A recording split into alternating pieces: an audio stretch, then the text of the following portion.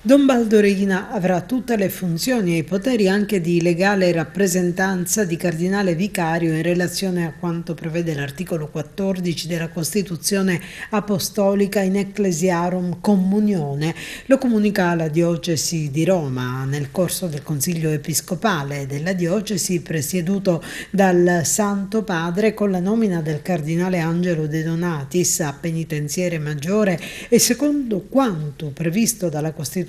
apostolica circa l'ordinamento del vicariato di Roma, tutte le funzioni del vicario generale di Sua Santità sono esercitate dal vicegerente, che è Sua Eccellenza Monsignor Baldassare Reina.